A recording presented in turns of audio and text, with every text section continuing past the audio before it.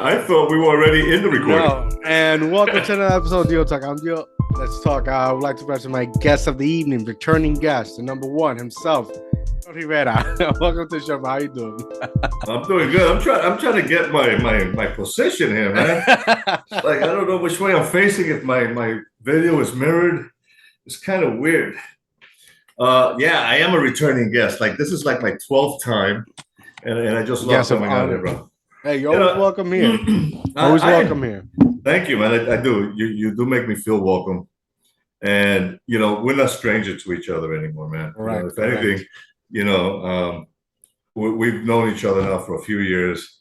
And I enjoy having conversations with you, man, because you're smoothly profound, and you're curious in such an amazing way where you want to learn something, you want to know something, you want to collaborate with something, and you give people an opportunity to speak their minds. Yes. And that's the type of currency that we're living in right now, which is knowledge. Knowledge is currency right now. Except all that spamming bullshit that we were just talking about offline. Yes. And everything is spam. Currency. Yeah, well, look, we grew up with spam, but in a can. Mm-hmm. Delicious. Well, it used to be. Yeah. I don't know about now, man. I haven't touched a can of spam in like 100 years. I think it's been like over 20 years for me. Well, I just know I don't want to touch it anymore because we don't have to. Just before you said, all right, let me hit the record button, right? The word of the day is stress. Yes. Right? And, people are stressing out so much that they are eating spam. Yes.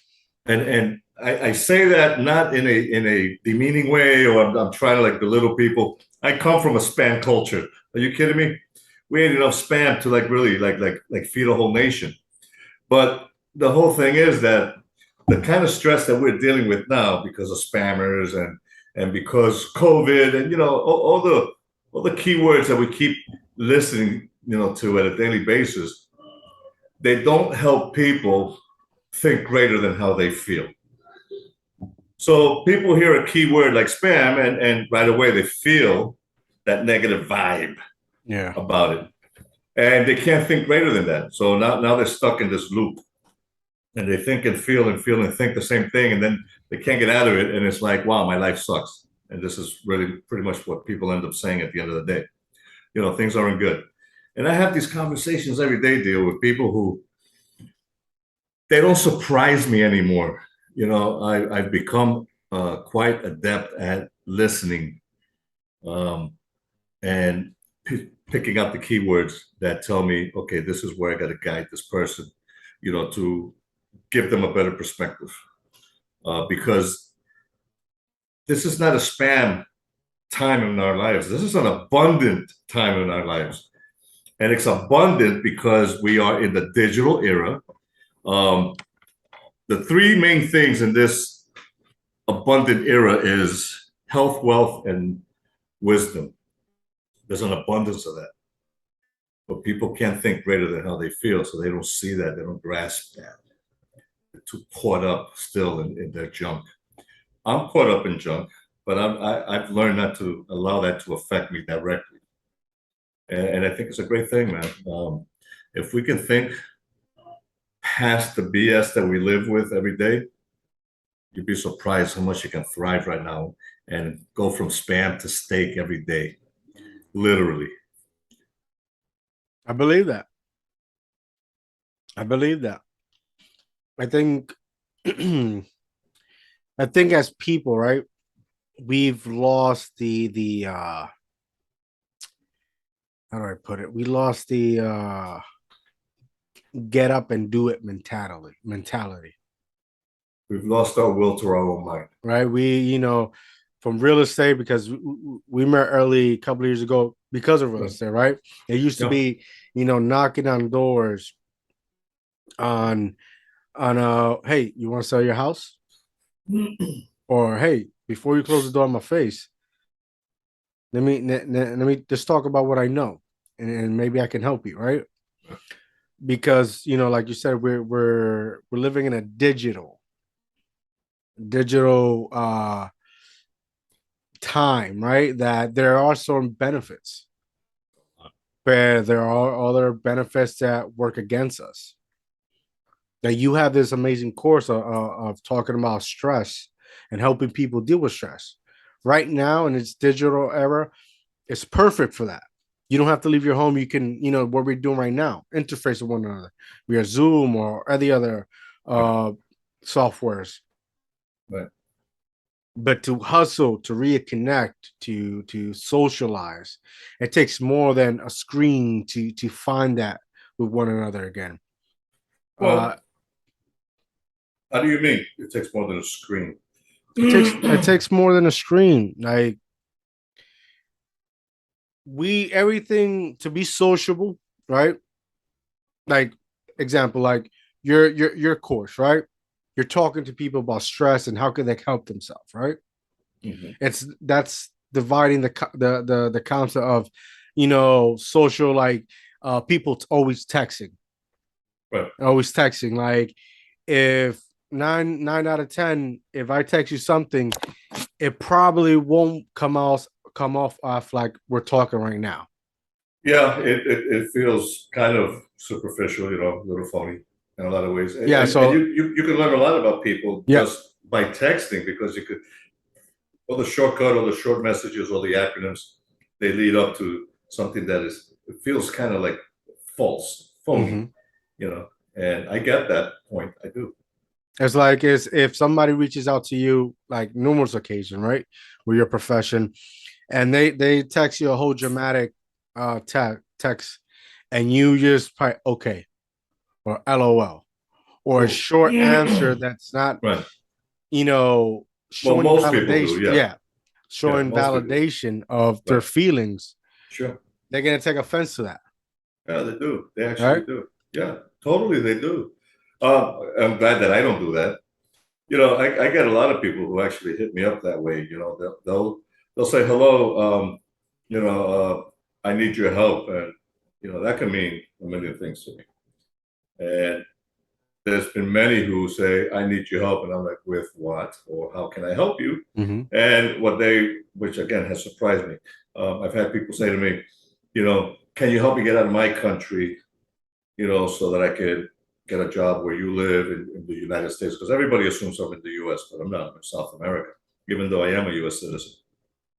That's I correct. have people who right away, can you help me? I need some money.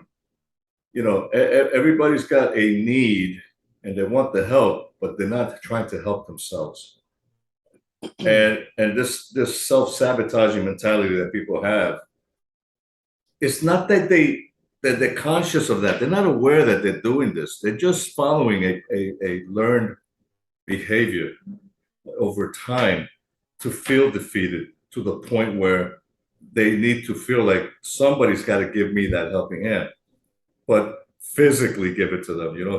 Here's the 10 grand that you wanted to save your life, but it does them no good because they don't know what to do with it anyway. They might eat it up in a week. They might misappropriate it in a lot of different ways, and the type of help that people need is empowerment thinking, because people really don't understand that over the course of our lives, and I'm talking about, let's say, over the course of my life, because I'm 20 years older than you. What I learned from 65 moving on forward was what my mother used to say when I was younger. Mijo, somos pobres. This is as far as we've gone. And I'm a kid. I don't know what the hell that means. As far as I'm concerned, I'm believing all that junk. And then because I've learned this from my parents, as I hit my stride at the age of 20 and moving forward, I've already been conditioned to believe that I myself am this poor and I cannot move anywhere beyond what I'm doing. I have to work harder than most people and still wonder why so many people got it good and I don't. And, the neighborhood that I was raised in, West New York, Mm-hmm. maybe it wasn't as bad as some neighborhoods in Jersey City, like Bramhall, or some cities in Newark. I mean, neighborhoods in Newark. But in West New York, you had the to do good kids where their parents would buy them everything. But a lot of that was drug related. So they got spoiled that way. I wasn't spoiled by anything. But even those kids have their problems moving forward in life. So what am I saying is that this defeatist mentality that we all have from my generation moving forward, and now even worse, is because they learned this between the age of 0 and 7. We just do. And the most fascinating thing that I've been able to do for myself is, invest in my personal growth, personal improvement, right? Everybody's into personal improvement. You'll either go to the gym or read a book about some hypnosis or meditation or whatever. But that's just surface level knowledge. That doesn't help you get to the core reason why we are who we are today in a self-sabotaging mentality, why we self-defeat ourselves, where we're doing great and we're climbing and we see it, right? Here we go, we got a promotion. Then all of a sudden we drop again like the market. And then we get back on our feet and we do it again. We do it so many times. We never stay up here. And we don't stay there because of this programming that we learn between the first 7 years of our life. So everybody wants to get out of their own way. They do, more so now, especially with the pandemic. The pandemic has created more millionaires out of desperation than any other time in history. Modern history, let's say. But there's a reason for that, because of the word trauma. So trauma is going to do one of two things. It's going to trigger an amazing state of being a shift, a change mentally, all right, that says, Yawata, or it's going to make you crawl under the rock even deeper and be like, wow, shit is really bad.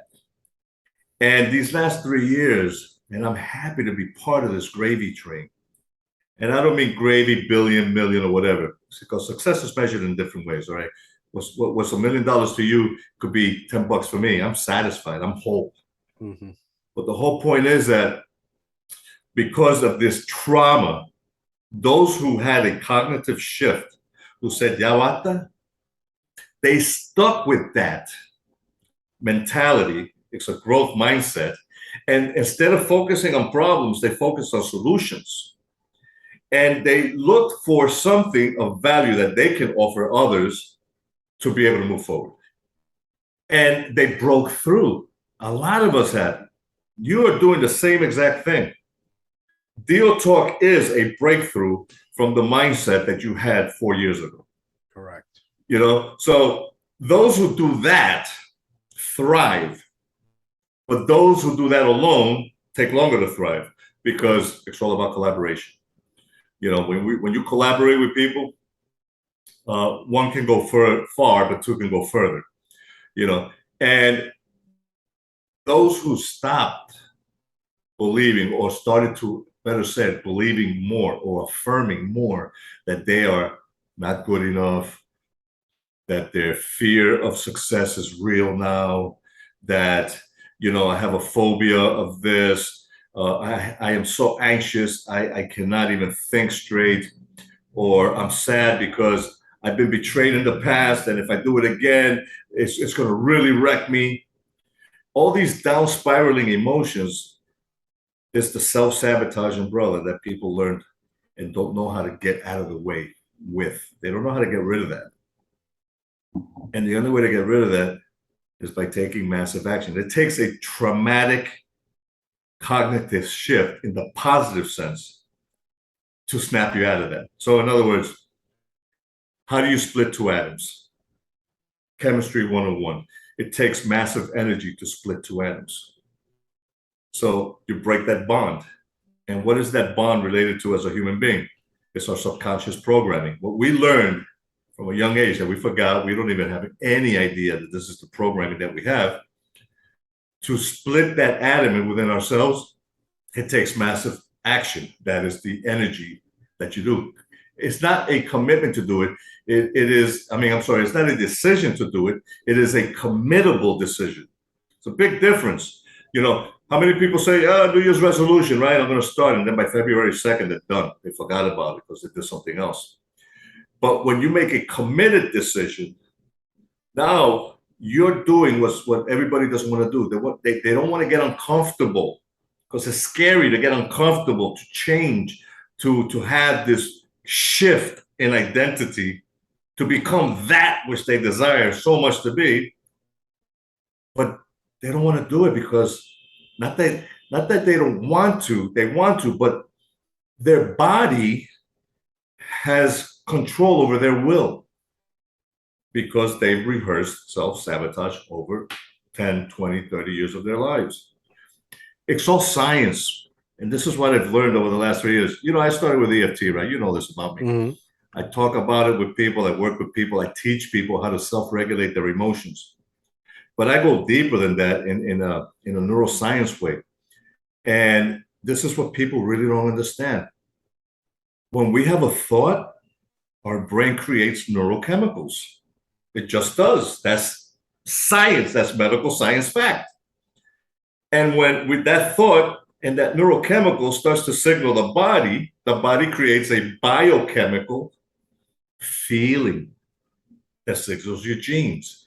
Your genes create proteins in the body for growth, and they signal the cells in your body. So if we have a thought, chemical reaction there, neurochemical, creates the biochemical feeling, right? And it's a negative feeling. Let's say self-sabotage, sadness, betrayal, resentment, anger, whatever it is. Mm-hmm. Over time, we become addicted to that. The body does. Procrastination is one of the biggest ones. I've had this conversation with several people already, and I've helped them overcome procrastination for this reason. Because your body is addicted to the procrastination chemical. It's just a medical fact, neuroscience medical fact. So in order to get out of your own way, you have to change that. You have to change your body's biochemistry. So people start to try. And then they get uncomfortable and like, no, I ain't gonna do that. Because it's an addiction. So you know how it is when people are addicted to chemicals. Let's talk about chemicals, and I'm talking synthetics, okay? Not anything that God allowed us to grow, okay? But if we're talking about things like, let's say, meth, cocaine, crack, ecstasy, LSD, opium, heroin, when we're addicted to something like that, Prozac, Xanax, even the hardcore painkillers, Vicodin, yeah, that was my thing back then. To get over an addiction, alcohol, it's not that they don't want to get rid of it, or they just fail to do it, or they, whatever the case may be. The true failure is always going to be emotional. Mm-hmm. There's always an emotional root cause to the addiction, and it's a biochemical addiction. So to get rid of it, you don't combat that with another chemical, because the human body is the number one healing pharmacy in the world. We are our own pharmacy. If we can think ourselves sick, it begs to ask the question, can we think ourselves well? And yes, the answer is absolutely yes. But you got to get uncomfortable with yourself and get past that, and it's uncomfortable. You see people trying to get off an addiction and they're like, oh no, man, this really sucks. Yeah, it sucks because you've been on that shit for a long time. That's a walk in the park compared to a behavior pattern that you've learned over 20 years and you totally forgot about it. And the one who rules you over that behavior pattern is your subconscious mind, because we forgot what we learned in the first 7 years of our life. Never mind the first 20 years of our life. Now we just keep stacking junk on top of junk over time.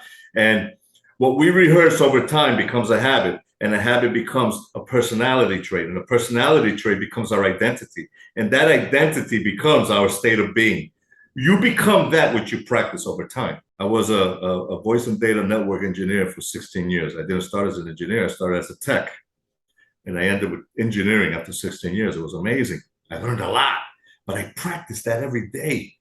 It's the same thing with behavior patterns. So if people want to go from spam to steak, They got to get past that you know, that comfort zone. People are comfortable complaining about their lives, but they don't want to do the hard work because it's scary. And I understand, a lot of practitioners understand that. We understand that, but there's a solution for that always. And it starts with the emotional root cause. You address the emotional root cause and you change the biochemicals in your body to create the better protein. Because the better protein now is going to heal you. We are, like I said, we are the most amazing healing device on the planet. Everybody is. We've just never been taught how to do that. So how can we do it then? It starts by making a committed decision. You see, emotions, people really, they don't understand emotions at a fundamental level, let's say. Emotions is just energy. It just really is. It's been proven in neuroscience, I mean, you got pioneers, not even pioneers, these guys are already veterans in this, like Dr. Joe Dispenza, Dr. Bruce Lipton, Greg Braden, and many, many more people who they've dedicated their lives over the last 30 years to show brain scans how when we have a thought, it fires because we are a battery per se. The human body is a complete electrical, power plant. So when we fire off a thought, our thoughts create an electrical impulse. That's just natural science in the brain. And that electrical impulse, okay, is what sets the stage for people to, start to understand their emotions. So if you can think, that you want to feel great, it all starts by understanding that emotion, because that emotion is what's going to create or send that data, message, that information, that message from the heart to the brain, and the brain sends it out. Let's call it the universe, because it is the universe, and then the universe hears it based on a vibration. This is why it's so important to understand emotions. When we emote, okay, we are emoting 90% of the time negative emotions. So the universe doesn't care either way. It's not biased. Mm-hmm. If you think and feel negative, it's going to say, that's what he wants, dale eso. But we practice that so much that it's the norm, or it's familiar to people. Try being happy for one day, practicing happiness. I challenge people every day with this. Try to not just think happy, but be happy emotionally, like feel it in your heart for one day.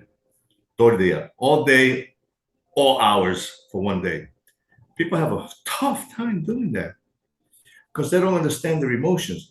And it's not that they're not trying hard enough. It's just that their body, their mind doesn't allow them to do that, because that's not you.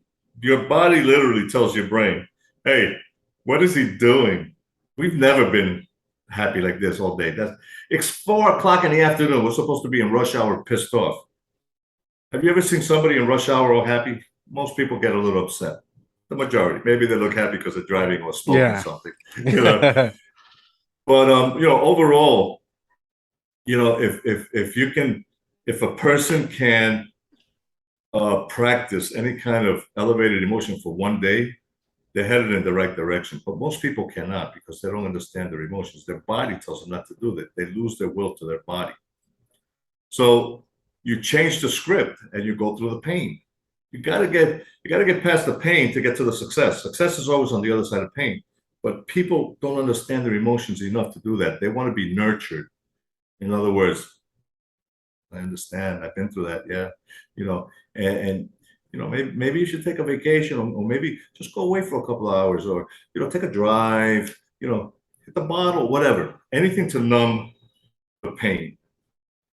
So instead of doing that, you address it with massive action. Like, no, it's time. Accountability. Yeah, I ain't having none of this anymore. And the whole thing is that it doesn't change you as you, like, it's like, let's say you had massive anger issues for a long time, and then all of a sudden we're addressing that. It's going to change your state of being, but you're not going to be anybody other than who you are, Dio Mark. You know what I'm saying?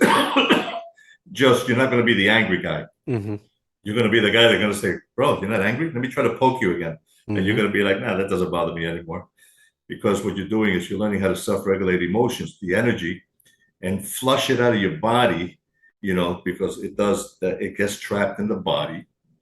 And then all that energy releases back into your heart. And once it does that, your heart signals the brain, and the brain says, okay, it's time to shut down your sympathetic nervous system so that you can actually start to be creative instead of being in a survival state.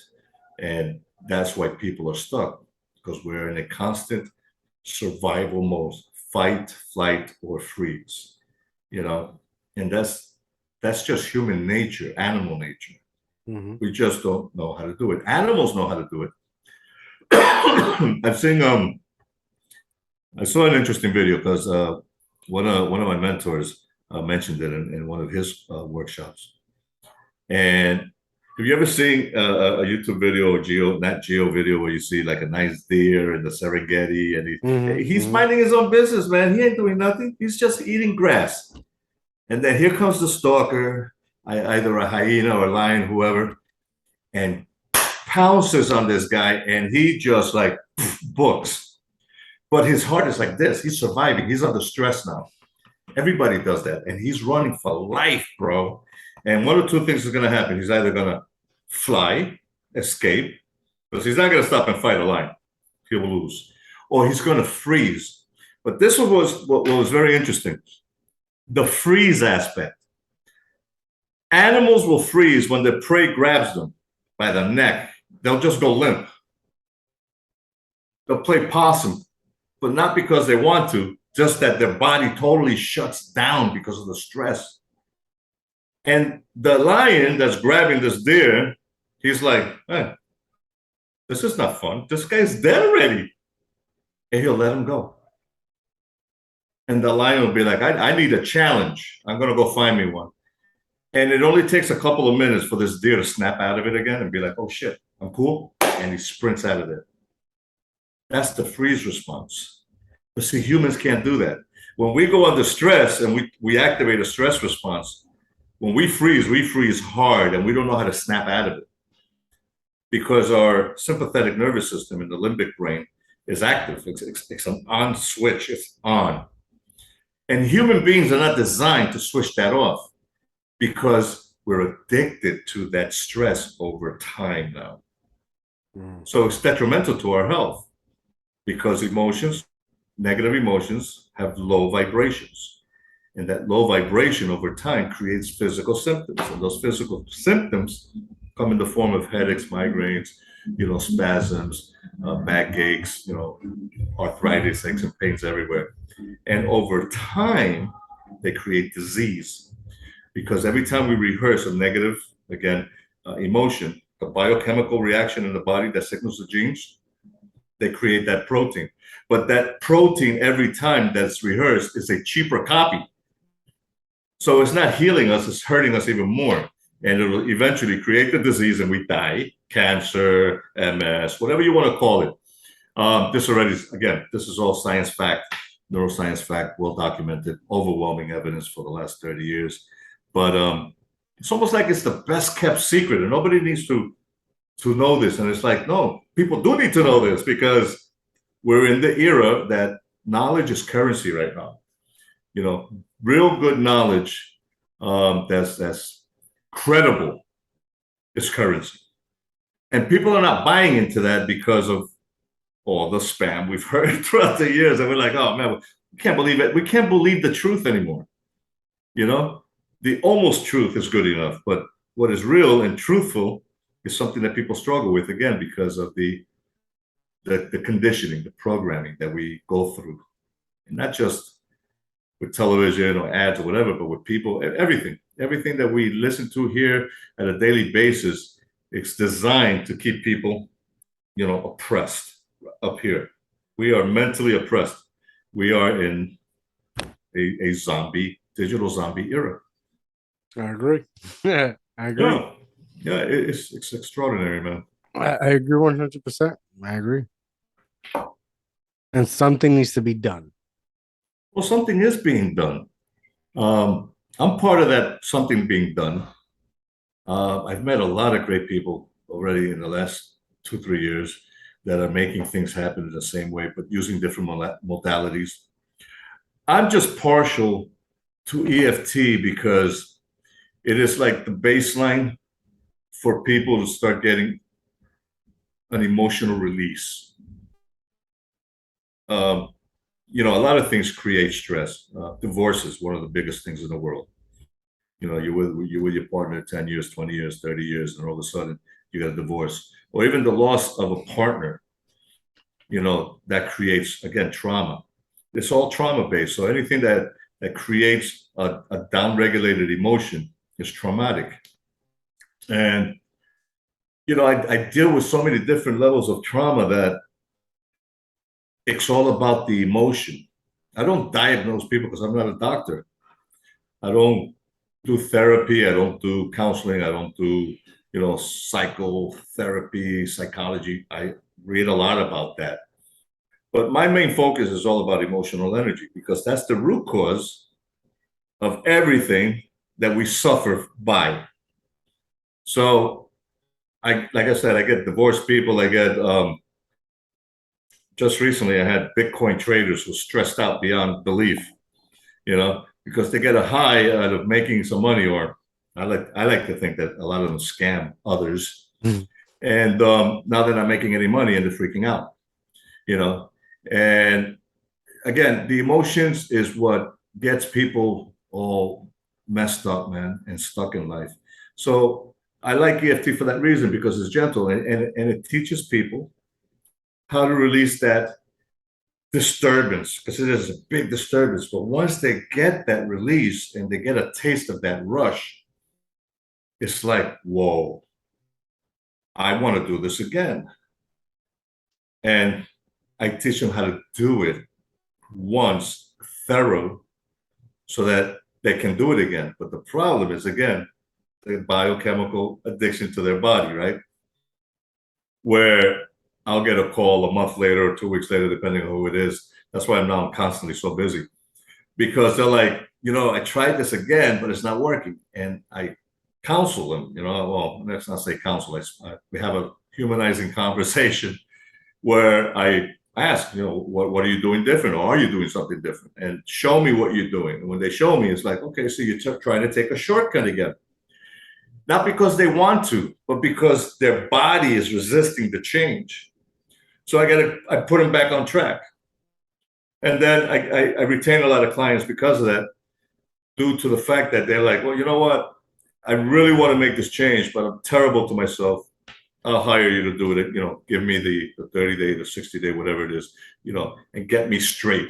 And I'll work people at a deep level for that reason, because I go beyond now the emotional release. I actually work with you, at a higher, let's call it cognitive level, right? Subconscious level, where I actually connect you, mind and body connection, create heart and mind coherence so that you can have what's called a healing event.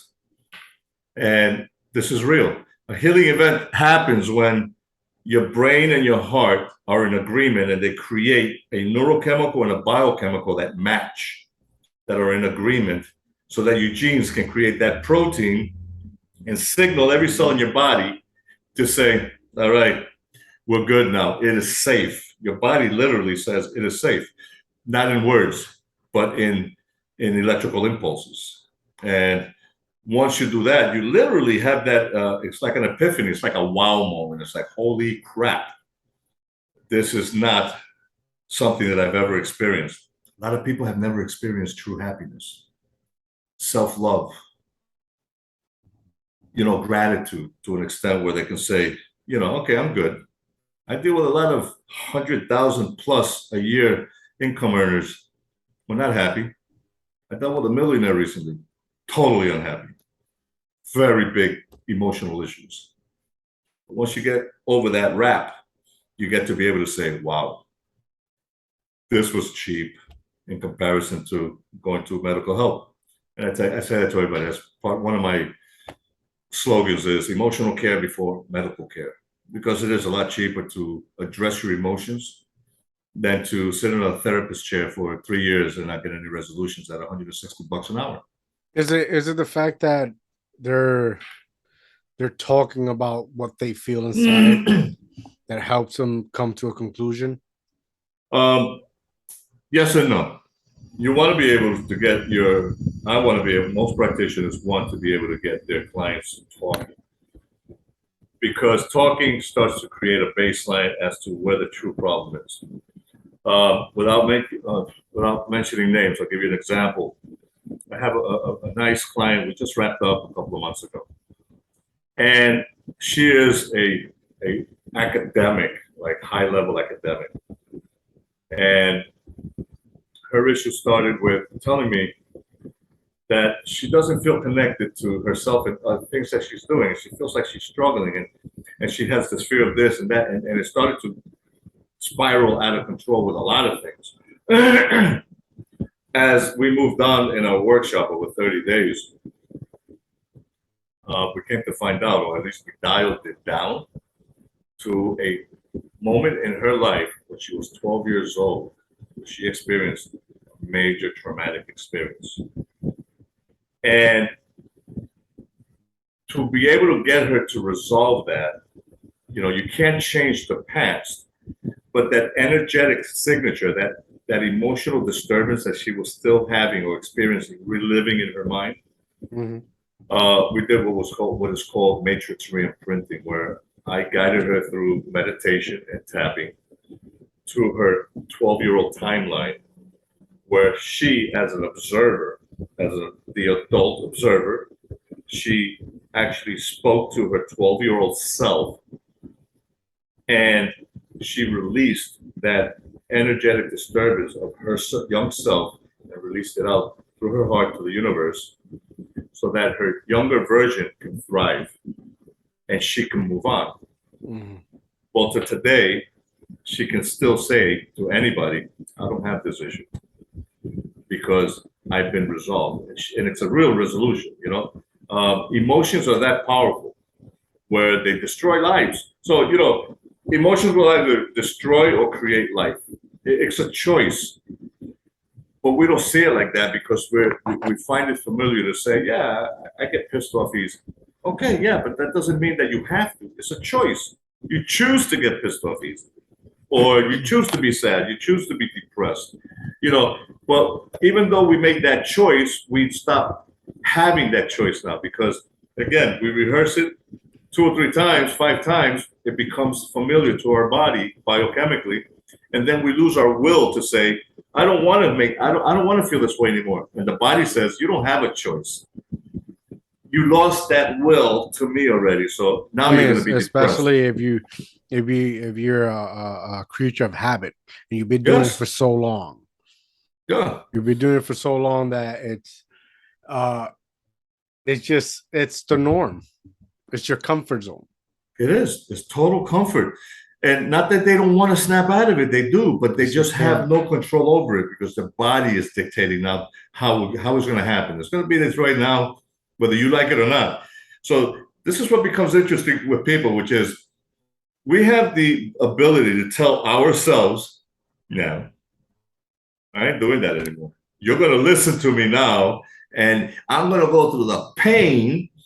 And even if it takes me a week or 2, because that's all it really takes to get you going in a very natural way. And normally people will resolve. And I mean, when I say simple things, I mean things that, again, a phobia, for example, anger issues, anxiety, things like that. We can resolve most of those things in like 30 days, 45 days. If we're talking PTSD, it can take 6 months, but it's not ever going to take years.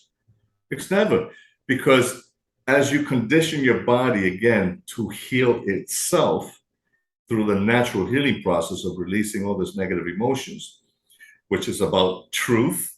Truth is one of the best emotions to have. You start to really embrace that emotion and you start to feel whole. We're not whole when we're all messed up like this. We're actually in complete separation because we are. Our brain is over here. Our body's over here. It's complete separation. No connection. Yeah, there's no connection, but the mind-body connection is so important for human beings to thrive, to have abundance, and then to be the creators of their lives. Again, from spam to steak, right? People Yeah, say, no, it's a lot of like self accountability. yeah, but it goes really deeper than that.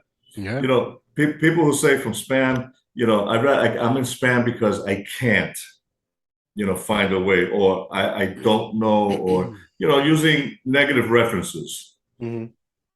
I deal a lot with this with my Chinese students, my adult Taiwan students. A lot of them say this word or this phrase, two words to me all the time. I think, and then they start to tell me what they think. To a simple question, like a simple question would be, you know, what I ask them, like, where do you feel that you're being challenged with your pronunciations? I think, and then they tell me, and then I say to them, this is what I'm hearing. These two words, I think, you say them so much because they do. I work with Chinese children from age 4 to 8 for about 3 years, and they were saying that. Mhm. So imagine you're a 30-year-old saying that. That means you've gone 25 years of your life repeating these two words. I think, I think, I think. What happens is that program in your mind creates doubt in yourself, but you don't know that. Now, I'm talking about adults here who have been learning English for 10 years and they still think that they're not good enough.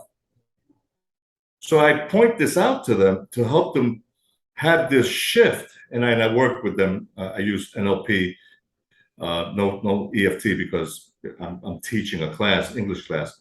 So I employ NLP and I get into their brain with that. And I help them understand that I think creates doubt. And if you choose different words like I believe, that's the total opposite. If you start to believe, you start to thrive. If you start to think about it, it ain't gonna happen. It's gonna delay itself a long time. So I see already the discomfort that they have wanting to not say I think. And then I love it when they hit the brakes and like, I believe, and they try, but you know, they're really grateful about that because nobody's ever told them that. I tell that to people every day. I listen to their language patterns, and then I really try to like help them understand that you learn to say this somewhere in your life, somewhere in your timeline. You learn to say this, and this is a self-sabotaging, you know, manner of speaking. Change the way you think, change the way you live. You just create a different reality when you change that language. But we don't speak positive language all day long. We speak That's negative language all day long. Yes, we that's just very do. true. And anywhere, anywhere, Any language, any language, any part of the world. Yeah. It doesn't matter. You know, I tell people I had this really nice lady, man, from Turkey, English teacher, and she would have to leave the house, go to a public park, unbeknownst to her, you know, her husband or whatever, with the veil, and see me on Zoom, which she's not supposed to do that. She did that for 5 days so I could help her out. So what I told her was, because she said to me, you know, I don't think you understand me because I'm Muslim and I'm a woman and I live in this country. And I says to her, look, you're right. I don't understand you. I don't know you. But I do know how you think and how you feel, because that's what I do. And emotions don't have a culture. They don't have a flag. They don't have a political perspective. They don't have a religious point of view. You know, emotions is just energy. It's universal. So it doesn't matter whether you're in Bangkok or fucking Bayonne, New Jersey. Okay, if you're pissed off, you're pissed off. Correct. It's an emotion. It doesn't matter. So you can't say, "Oh, I'm mad as hell because you know I'm going hungry here in Bangkok." Yeah, you are, because that's what you learn. That's what we learned to do. I was going hungry in West New York, New Jersey at the same time you were. How is that any different? I learned the same thing growing up. I've only learned about this 3 years ago. I'm excited every time I learn more about it and I resolve more of me and help other people resolve themselves. It's like, wow, I want to keep doing this. I mean, who the hell wouldn't want to, get to a place in their life where they can say, holy crap, there really is abundance in life if we just get rid of all that junk, all that noise that got me to where I am today. There really is. It's amazing. How did how did it help you personally? Like, do you get that question a lot? I've had people ask me that, sure. I used to be real angry, especially when I came here. Um, one of the things that I had to learn was the 3 words here in Ecuador that, and I heard this from a gringo who said, when you come to Ecuador, you got to learn 3 words, and the 3 words are, "This is Ecuador." And I was like, I don't know what the hell that means because I was already pissed off. And what that means is that I'm not in the U.S. I can't have it my way like I have it in the U.S. I can't have a 24-hour 7-Eleven, or I can't go to a Starbucks. I can't have running water all day. I don't have hot water all day. If my lights go out 3 times in a day, so be it. This ain't the U.S., so I got to deal with it. People with behaviors here are real defeatist also. You just reminded me growing up. So, yeah, I grew up the same way, but things change, right? The U.S. got better for some reason. The thing is that I was mad as hell for a lot of reasons, and then because of my mouth, I got in trouble quicker here. Like, what in the U.S. I could tell somebody to F off, and that ain't gonna put me to jail. I told somebody to F off, and I was in court, man, with corrupt people, and everybody wanted to put me in jail for 10 years for telling somebody to F off, because there's a law here that says you can't do that. You're causing some neurological problem, the person you're victimizing them. I was like, wow, you people are so corrupted. You're gonna give me shit about this? I was even more pissed, but that's not helping my cause. That was helping theirs. They're like, see, we're gonna put this guy in jail for 50. So I almost caught a hell of a case with that. And I had to fall back and realize, oh my God, yeah, those 3 words are impactful now. And I understand that. So what do I got to do to change this? And I started with the emotional intelligence. I saw some, I got an email actually from Allison.com. And it was about emotional intelligence quiz. So I took the quiz. I was like, let me see how smart I am. And I'm thinking IQ, not not EQ. And I was surprised because I was like, wow, I'm an emotional mess.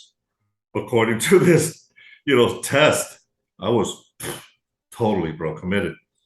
And at that point, I was like, I got to change this, man. It's not doing me no good, because a lot of the survey had something to do with, why it's not good for you. And I was like, wow, I got to look at myself in the mirror, man. This really is not good for anybody. And then at the end of the survey, it was like, if you're really interested in this, you can look into REBT, Rational Emotive Behavior Therapy, which I did, and I got certified in that. And that's when I first learned the connection about how a thought, creates a feeling that becomes an emotion. And then because of that, you have consequences.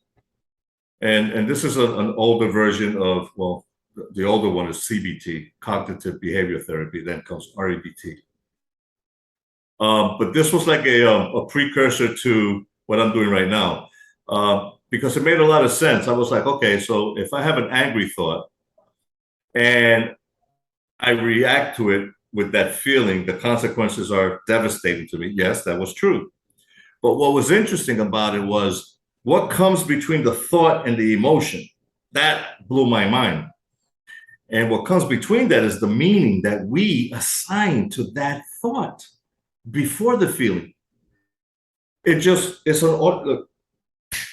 like that. And that was like slow motion. It happens so fast. You think it, you feel it. But in between the thought and the feeling is the meaning. and then the consequences happen. So if you change the meaning of the thought, you change the feeling before the consequence. And I was like, wow, this is pretty cool. So I Sorry, started really think before you act. there you go. And I was like, well,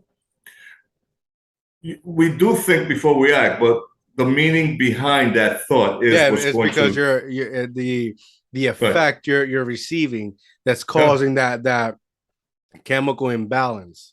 It's more total. than it's more than think before you act. Now you gotta think control, right? Go deep to be No, able to impossible. Tell that to a yeah. Puerto Rican woman Oh, when she's mad right away. bro. Where you been? That's it. It's over. Yeah, It's a wrap. yeah, yes, yes. Yeah. Hey, I But know. yeah, you can't argue with that, man. Yeah. You've been. We've all been there. I've been there. And it just again it set the stage for me to really dive deeper into my head, right? But what I didn't realize what was happening was what I tell people now, what's going to happen to them, which is that the fact that I was involved in learning this, I was growing. I wasn't stymied. And even better, I wasn't even focused on my anger or anything that was bothering me, all the other, insecurities and blaming the world stuff. Because I was learning something new, I didn't have enough time to feel distracted by all that other junk. So now I'm getting past my pain and and comfort zone and getting uncomfortable, but willingly, because I was like, wait, I don't know what this means. And you know how that feels when people like, I don't want to go there because I don't know what's going to happen if I go there. The unknown is just like scary for everybody. But I had nothing but time and to do it. So I was like, pandemic, I'm here. I work online, so I have all this time. I got to figure this out for me. And I was growing. I had no idea that I was, but I was. And I'm still growing. Now I tell people I'm a student for life for that reason. Because every time now that I actually get involved at a deeper level or an extended level of what I know, I want to know more. Because the more I know, the more I help me. The more I can help me, the more I help others. And I identify with things that they're never going to identify because they're not into that yet. A personal improvement is not going to the gym or a better diet or whatever. It all starts here and here. Heart and brain coherence. This is where it's at for everything. We thrive because we understand how to create our life in the generous present moment. 100%. How can the people reach you so you can assist them with this? Because there's a lot of people. Well, right now you're in Ecuador, Puerto Rico, fucking the world. There's a lot in the world. I'm on Facebook under stress relief for teachers because I started wanting to help teachers, but Yes, it, they need the it, most. it's expanded to everybody and anybody. You know, I used to give a lot of grief to teachers. I used to give a lot of grief to teachers because like 3 years ago, I went to Puerto Rico where I grew up, right? I went to this elementary school and I actually wrote a short thought, right? If you go to my website, dreaminspireobtain.com, it's called I think Close School or Close to the School, right? And it was very emotional for me because that's where all your dreams and aspiration comes. Right? Right. From there, doesn't matter how pain in the ass you are as a child, some way or form, like a teacher would always find the patience for you. Right. But as I graduated from there, moved on, there's something was lost. Like teachers, I don't know. It was because it's over here in the States. We're just like, they weren't. It didn't feel like they had everything all together. And then they stopped inspiring, and they stopped uh, educating and just being that pillar of hope and inspiration. Yeah, that changed. It wasn't their fault though. No, and that's why, I apologize because, like, as you get older, more mature, you Mhm. don't always see things the same way as you continue to evolve as a Of person, course not. We're not. and you start to understand. you know Yes. so I'm glad that there's individuals like yourself that are, taking initiative Mhm. and just, doing the best that you can to help them because they need it. They do need it. You know, I'm pro teachers because I teach online. I've been doing that for 5 years. But the thing is that it's nobody's fault. It's not their fault. And I say that in a very compassionate way because people learn to believe certain things, you know, throughout their life. And the more we practice a specific belief, the more ingrained it becomes in your mind, in your subconscious programming. And until we get challenged by something that gives us a perspective that we're not ready to accept, we're going to resist or we're going to fade away. And a lot of teachers have really faded away because they've been knocked down by a school system and the political system. A lot of reasons why they just can't continue the way they do, man. They've taken out a lot of benefits. They overwork them now. But when I started trying to help teachers, my angle was this is the 21st century. So there's a whole different paradigm shift in how you're going to teach now. You can't teach online the way you teach in brick and mortar schools. So you gotta break that purist mentality. You gotta again get uncomfortable having to learn how to be a different kind of teacher because there's billions of people online who want an education. And education doesn't mean you gotta teach from 7 in the morning to 3, 4 o'clock in the afternoon and do lesson plans. And that's the beautiful thing about these teachers who already have 10, 15, 20 years experience, 30 years experience. They can monetize that experience online and just teach a facet of what they're passionate about based on a solution. Not, okay, Johnny, let me teach you how to do this and go through the motions and the fundamental mechanics of things and whatnot. No, get into the bread and butter of one thing, one very specific thing, because everybody nowadays, the way I've experienced it so far, is they want to know something specific. You know, if you want to learn English with me, I'm not going to teach you English because I don't want to teach the whole subject. But if you tell me you have a pronunciation issue, I do this with Latinos here in Ecuador. A lot of the pronunciation issues here is based on their intonation, based on Spanish vowels, Spanish consonants, because that's how you learn to speak. So now you're trying to, well, not exactly the accent, because it's great No, that el you have the acento, accent. like how do I can forget the name? Like, there's an O and there's a little thing on top of the O that Oh, when yes, yes, yes, yes, I know what you mean. The inflection, well, the yes, intonation, yes, right? intonation. It has everything to do with that, but only because they are trying to pronounce English words with that Spanish intonation. Spanglish.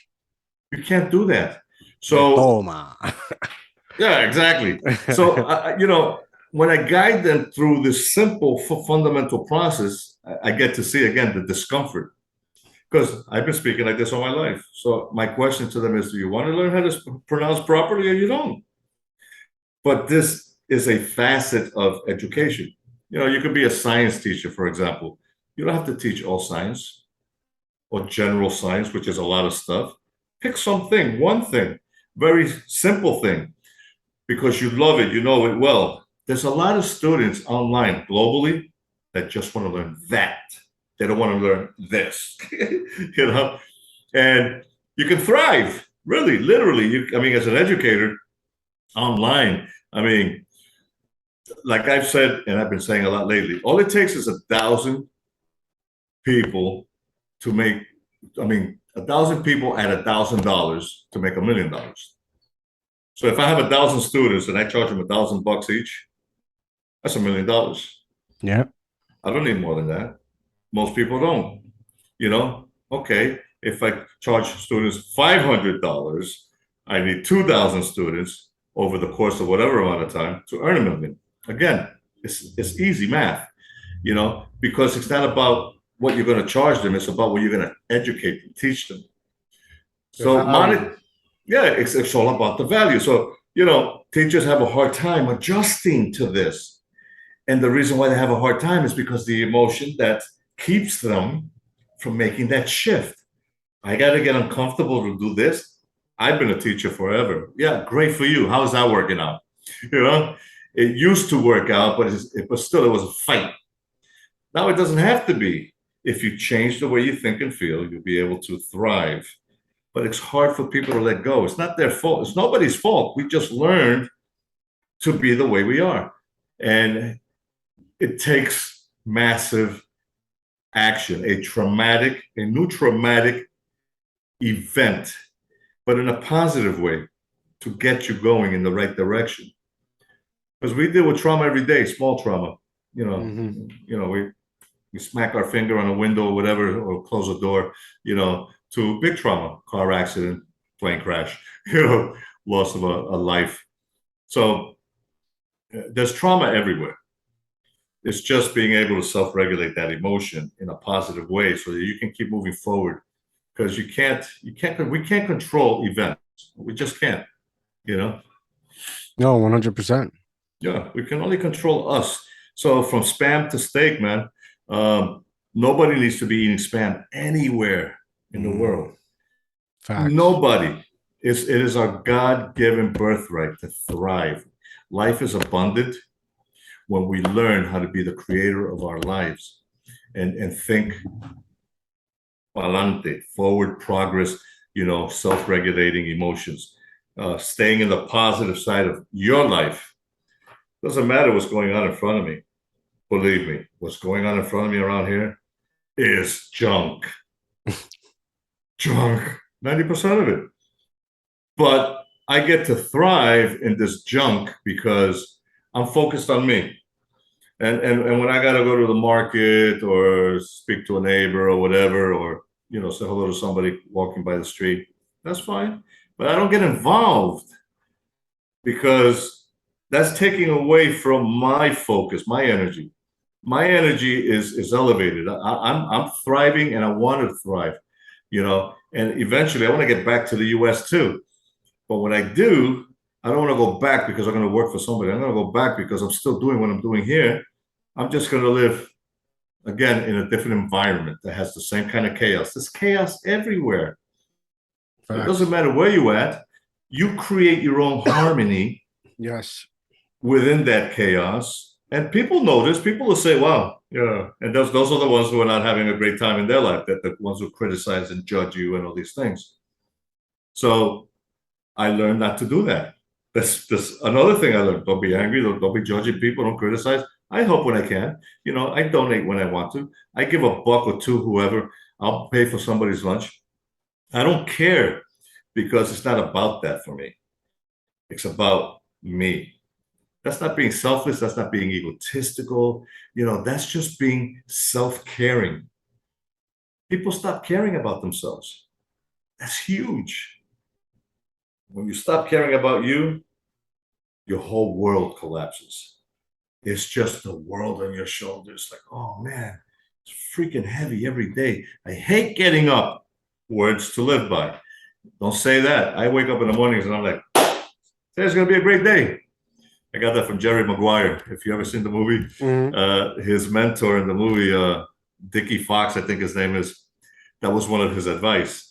And I came across something similar in manifesting, workshops and things like that, working with emotional energy. And, again, you start your morning with a fresh message like that, and you're going to have a great day. If you start your morning with, today sucks, with that mentality. Yeah, I got to jump on traffic and, and this and that. All you're doing is reaffirming a negative day. You're already creating that negative vibe. And it's like, Who wants that? I don't want that. Yeah, True. I don't want that. Yeah. Well, boom. Gabe, it's been an honor talking to you. Please tell the people where they can find you at. Facebook, Stress Relief for Teachers. That's me, Gabe Rivera. And I'm open for a conversation. I don't pressure nobody into nothing, man. You can ask me a question. You can tell me what's up, what's on your mind. We go live together in private because, you know, emotions are private. Yes. Nobody needs to talk about that in public. And, you know, I'll listen to what you got to say. And if we click, if you feel like we click, and I feel like we click, and you want me to work with you, you know, we just work together. You know, it's not about the money, okay? But I am a paid service. I'm not going to deny it. But, you know, people will say, well, you know, I'm not going to spend that kind of money, you know, for my emotions, but I'll spend $1,000 on a new iPhone. It's perspective. And I'm not worth 1,000. I mean, I am actually priceless. I don't charge 1,000, you know, for my workshops, for most people. But I also help people out for free. You know, I try to do that as much as I can. And I do 5-day workshops, which are less money than what you pay for snacks every week, you know. So I'm on Facebook, you know, and if they want to reach you for your services, they also reach you right there on Facebook. Yeah, they can just DM me right away. They can come to my profile and say, let me send this guy a message. Boom. I saw him on DIOTALK. And that's it. And if they come from DIOTALK, you got a break from me. Boom. There you go, guys. Yeah, Dio gets a kickback for that, but no. Go check him out. Go support. Please, if you have an issue, you need somebody to talk, Gabe's the man. Go check him out. Go support him. And have a good night, guys. Gabe, thank you for joining me. Namaste. Have a good night, guys. Boom.